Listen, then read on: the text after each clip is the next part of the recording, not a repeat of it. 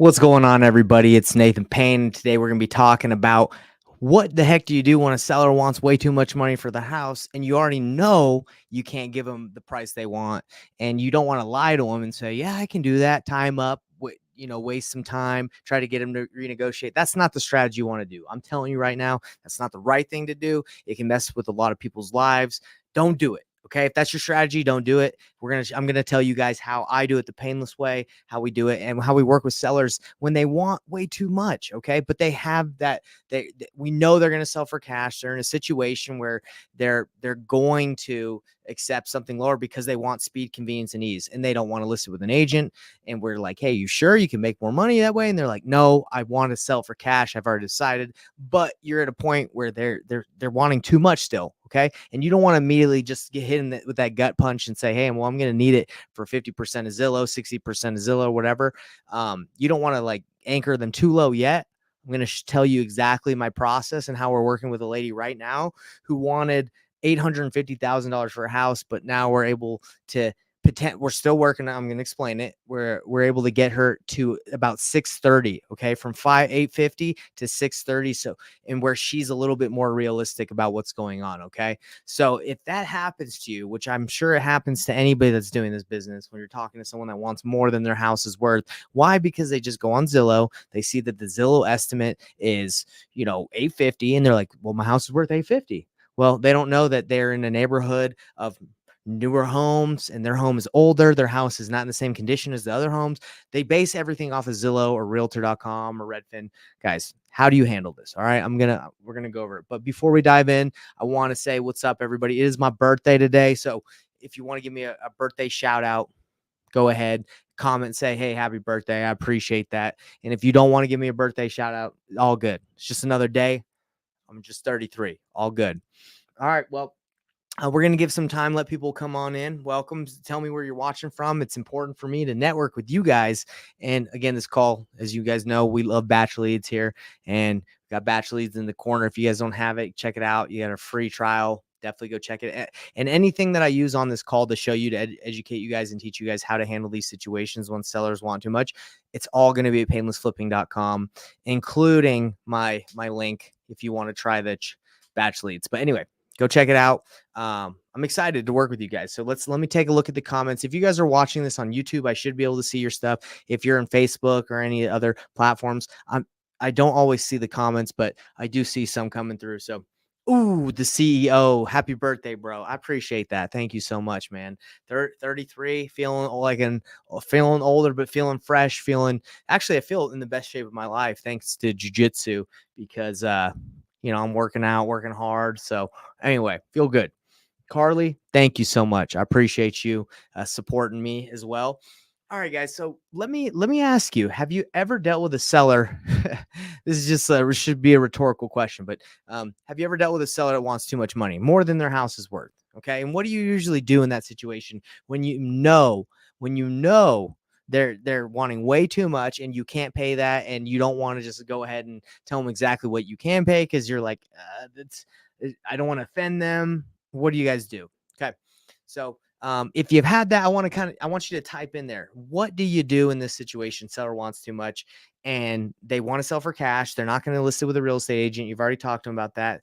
They are going to go for a cash offer. And, in the back of your head, you're like, well, if I tell them what I can buy, they're going to be upset or whatever. And maybe somebody's going to come along and tell them a number that they like. And then eventually they're going to try and renegotiate. That strategy doesn't work. It's not the right way to do it, especially like the situation we're dealing with. The lady, she's in a tough situation. She's getting divorced. And if we were just to be like, yeah, we can do 850 or 800,000 or something like that. And she's like, great.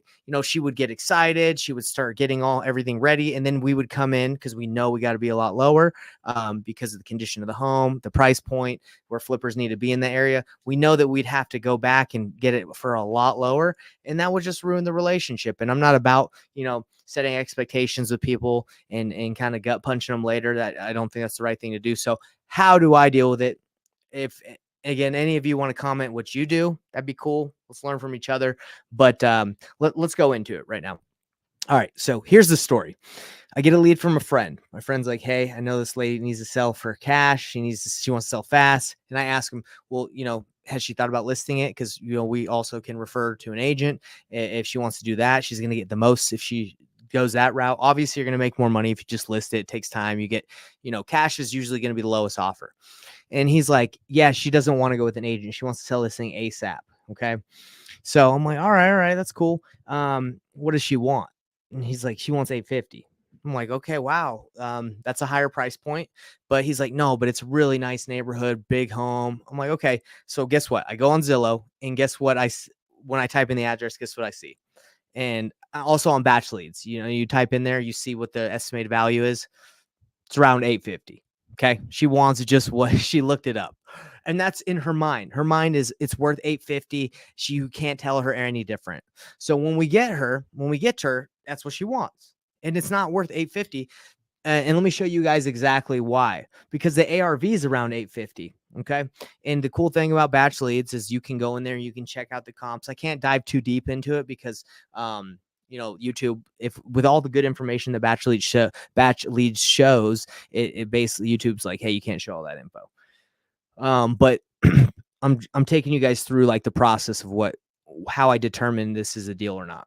Okay, so look, this is the spreadsheet I use for when I wholesale deals. Okay, so and I give this away obviously at paynlessflipping.com. If you're a part of the academy, but anyway, so the house is worth 850. Okay, that's what the ARV is. All right, that's what we can sell the house for. That's what Zillow says, but I looked it up. It's pretty much worth 850 fixed up. Okay, so I'm a flipper. Or actually in this scenario, I'm going to wholesale it. So I got to wholesale it to a flipper. So let's say I give it. She's like, look, I'll give it to you for 800,000. I'm giving you a $50,000 discount. This is how flippers, they run their numbers. Okay, this is a spreadsheet I got from a hard money lender that I work with, and this is how he determines if he likes to do deals or not. Okay, if he's not going to fund something. So a hard money lender is going to give someone money. They're going to give the money to flip the house at 12% interest, 2 points to borrow the money. And he's going to require 15% down, which is 120K that the flipper is going to have to bring to the deal to get in. And this flip, let's just say it takes 4 months. It's not that big of a rehab. The house isn't terribly distressed, but if you want to get 850, you're going to have to put some work into it. You're going to have to pay commissions when you sell it, and you're going to have to pay closing costs. So if I went in here and let's just say that the rehab cost is 20K, it's not a very, it's just a minimal rehab. You're going to have to redo some things, it's not that big. It's a big of a rehab. It's not a small house, but the house is fine.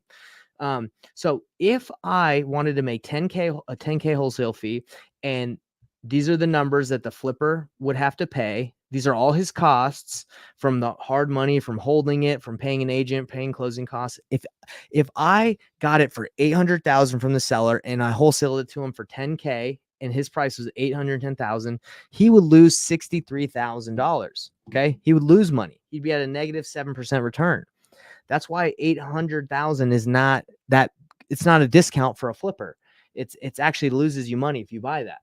So the seller's like, hey, I want 800,000. I know that doesn't work because I know that if she sold it on the MLS just after 3%, well, 6%, she'd pay listing and she'd pay a buyer's agent. She's going to walk away with pretty much 800,000. That's if she sells at 850, if it's in the condition that's required to sell for 850. If she sold it in as is condition, she'd probably sell it for like 775.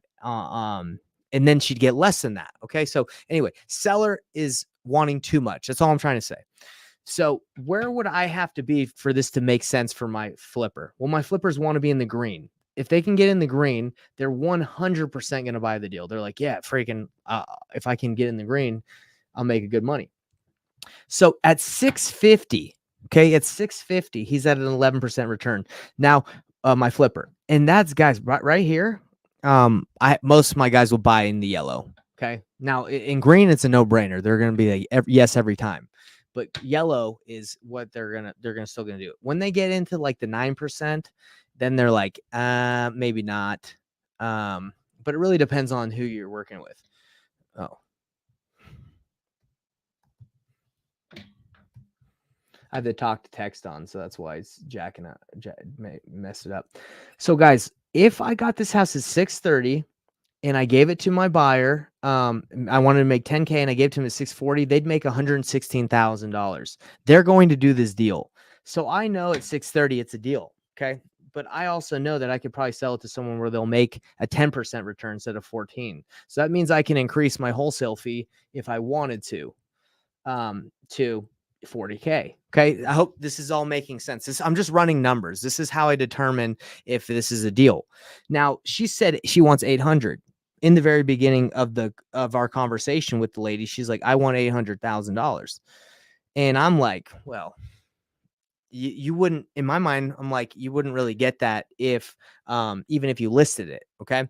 So how do I handle this situation? That's what I wanted. That's what I said I would tell you at the very beginning of this situation, this call, is I go here to my offer options spreadsheet and I walk the seller through the options. And now you can do it with a screen share. You can show this one on your iPad, or you can just talk to them about it. But I say, hey, look, before I give you my cash offer, because usually when we buy properties, it's not going to be your best offer because we have to make a profit. We have to go in there and rehab it. We got to make money. I don't know exactly where I would be. That's what I say. But have you thought about fixing this up yourself and flipping it? That's why I say the next thing. Have you thought about doing, upgrading it yourself? And then they usually say, no, I haven't, because I don't have $20,000. I don't have 4 months. I want to be out of here ASAP. So I say, okay, so flipping yourself is out of the question. Is that right? Okay. They're like, yes, it's out of the question. Okay, got it. What we can do is that we can put this on the market and we can partner to find someone that will flip it. We can do a novation, and they don't know what that is, but you can just basically say we can do a full service program where we put it on the market, and we look for a partner to flip it with us, and that way we can get you the most money possible. Okay, and then she's like, well, you got to put it on the market, got to put it in the MLS. No, I don't have time for that. Like, okay, I totally get it, but if we did that, you're going to be able to make more money. I'm just giving you your options here. She's like, no, I want to be done ASAP. And then I don't always pitch like seller finance, owner carryback, because that just depends on their situation. Usually if they don't have time, well, if they have a ton of equity and they want it all up front, usually I don't pitch seller finance. And a lot of people will be like, oh, you can do it with anything. Of course you can, but I don't want to confuse the seller. And in this situation, that doesn't really work. So unless she's like really, really wants her price, and then she's just going to have to take it over time. But anyway, so I've already, when I've talked to the seller, I say, okay, hey, look, if you want the most, you're going to have to renovate it, but you don't want to do that. Okay. That's fine. I totally get it. And if you want, if you want the next best option of not fixing up yourself, but if you want the next best option of making the most, we can look for a partner and flip this, and we just have to put it on the market and find a partner. And she's like, no. So I say, okay, look, this is how I handled the conversation. Here we go, guys. So I say, hey, look, usually this is not my final offer, but usually for us to buy a property, and I'll usually show the spreadsheet of like where I need to be if I'm with them in person. And now if I don't feel like showing the spreadsheet, I don't, but it just kind of depends like how I'm feeling. I'll just say, hey, usually we buy properties in this area, and don't be offended. Get ready. I don't sit down, Mrs. Seller or Mr. Seller. We usually buy properties in similar condition to yours for around $600,000 to $650,000, in that range. Now that's not my final offer. I'm just saying that's where it would be. Is that some a place, or is that somewhere you could see yourself selling this for if we could buy it and close on it in the next couple of days or next couple of weeks? And you just see what they say. They're like, if she's like, absolutely not even close, wouldn't even do that. So that's kind of like where the situation was. Like, she couldn't see herself at anything below 850, 800,000. She just didn't make sense to her. Right. And I said, hey, these are your other options. And then, she doesn't want to do that. So this is what I say. This is the painless way. And this is how I handle things. I say, look, if I buy this thing, if you want 100% yes that I can buy this, I'm going to need to be in that range, and I can kind of dive a little bit deeper, but it's going to be somewhere around there. Sounds like you're not really open to that. And it sounds like you're going to sell for cash. I do have a large network of cash buyers that I work with. And what I can do is I can kind of run this by some of the people I work with just to see where they would be. And, maybe I can partner with one of them. Maybe I can get in on the deal with them, but they might be able to pay a little bit more than I can. And this is usually what they say is, yeah, fine. Show whoever you want. I got to make more money. And then what I do is I don't blast this out to the whole United States. I don't blast it out to the whole state of Utah. I just reach out to my cash buyers I have a relationship with. I don't have this deal under contract. I have not told the seller, yes, I can do 800, 750 or anything. I've just said, hey, look, let me see if I can, what I can get. I reach out to my cash buyers and I say, hey guys, this is the situation. I trust them. They trust me. We've done deals together. And I say, where would you be on this deal? And I usually set up a way to go see it, like a walkthrough. So that's what we did on this property. We sent people through and they told us where they needed to be. And she said, we were getting offers anywhere from 630, 650. Most of them are 630, 650 where I was needing to be. We have one at 700,000, 740 and 750. There's one of our buyers is $100,000, $110,000 where over majority of the offers and where I would be. So now it's been a couple days. It might have been, actually, it's probably been a week or so. The seller is understanding from our telling her, hey, a lot of people are in this lower range. Her expectations are lower. The trust is there because we haven't said, yeah, we can do 800,000 or we can do 850 and then try to sign a contract and then try to lowball her later. We're just telling her what we're seeing. What are the cash offers, like what people are wanting to, flip a house for in that area. So we are in the situation where she's gone all the way from 850. Now she is understanding that most offers, because they are around 630 to 650. Now we do have that offer at 740. We are vetting just to see like if that's the flipper we want to go with. We want to wholesale it to. And yeah, and now, she's open to that range of 630, 640. So that's how I deal with it, guys, because again, I don't like situations where they want a certain price and I know it's way too high. And I just tell like when I was a noob, I would just lock stuff up and just like hope that I could renegotiate it. Terrible idea. Yeah, of course it works occasionally, but that's just not the way you want to run business. Because you don't want to be setting expectations for people, especially in a situation where there's a divorce and they want to move on and you tell them something and they get all their hopes up. So anyway, that's the process that I use. And, it happens all the time, guys. It happens that sellers want too much. And if you just say, hey, look, these are your options, and they don't pick the renovate themselves or do a novation where you can get them more, or they don't want to just list it with a friend or themselves, you say, hey, this is what I can do for you. You get kind of anchor them low. And if they accept that, then you got a deal. And if not, then you just run it by some of your cash buyers, see where they would be. And then it's easy negotiation from there. So I thought that would help you guys all out with how to deal with cash offers with sellers and how to deal with cash buyers. We just ask our cash buyers where they would be. And again, we don't have this under contract. Could someone go around us? Anything could happen. We could sign a contract and someone could still go around us. So we send this to people that we trust and we work with, and I'm not worried about it. And we've developed a good relationship with the seller. So I hope that helps you guys out to kind of understand the flow that I work with. And I call it painless because like I didn't tell her. I didn't like hold anything back. I'm not hiding anything. I'm literally just giving her the options that she has. She gets to pick which one she wants. I'm happy for her for whatever she decides. And if she wins, I win. We all win. And it's a potential big deal we could make. Obviously, we want to help her out and get her as much as we can, but we have a business to run as well. So we'll see what happens. And I hope you guys all got some good insight out of that. We got Chivito saying, where are you located? I'm located in Salt Lake City, Utah. How about you, brother? How about you, Chivito? Where are you from? And I'm going to open it up to some questions, guys. I do this so I can help you guys succeed and do more deals. Really, like this game, guys, is just a numbers, like knowing how to run simple math. And you don't even need a spreadsheet like this, but I like to use this so I can make sense of it to the seller. I like to make sense of it to me. But, I'm kind of thinking we'll probably get around, she'll probably accept around 650. ARV of this property is probably 850.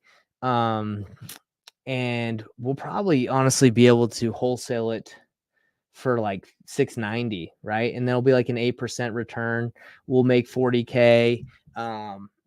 and the seller, hopefully that's, I think their goal is to pay off their debt and then walk away with 10K each or something like that. So hopefully we can get them to that point. But anyway, that's how the numbers break down, everybody, and I hope that makes sense. We do, like I said, this is brought to you by Batch Lead, so we do use that to run the comps and make sure we're in the right spot. But yeah, what's the hardest wholesale deal you've ever had to deal with? Whew, man, there's too many of those, brother. Too many. I would say, like, hey, CEO, if you want to kind of learn about like some of the deals I've really gone through and they've been crazy, go to my YouTube channel. I'll actually show you guys like where to watch it, because I could tell you the story right now, but I've already told the story. Let me show you really quick. So I have something called Nathan Payne's Wholesaling Story Time. So let me show you. This is probably one of the hardest deals that I've had to do. So if you just go down here into the playlist, Nathan Payne's Wholesaling Story Time, it was this one right here, Wholesaling Real Estate Story Time, Moved a Hoarder. This one was the craziest situation, hardest deal, because I had to move a hoarder. I had to like talk her. She was crying all the time. I had to go back and forth. I had to drive her moving truck like 2 hours south to like southern Utah. Moved her stuff. Like she wanted to cancel a lot, like wasn't sure she wanted to move. I had to, we had to kind of be her therapist. Anyway, watch that video if you guys are interested on like what's the hardest wholesale deal. That was like when I first started, but that's to answer your question. It's when we had to move a hoarder. I'll throw that link in there if you guys want to if you want to watch that, because it's actually kind of a funny story. But yeah, that would be my answer to you, my friend. All right. Well, everybody, again, I hope that was helpful. We run into it every day. We run into sellers that want too much. And what do? You just open and honest and transparent. Just say, hey, look, like you're going to make more money if you do this. Are you thinking about doing these things? Can you do these things? Yes or no? Okay, you can't. Okay, well, I'm going to be around here. Okay, that doesn't work for you. Well, I do know a couple other people. And by the way, I don't really run this by buyers unless like I know they're going to sell for cash and it's legit. If they're just like, oh yeah, you can see what they'll pay. But if I don't get what I want, I won't move. Like I determine like this situation, like she's going to sell, she needs to sell.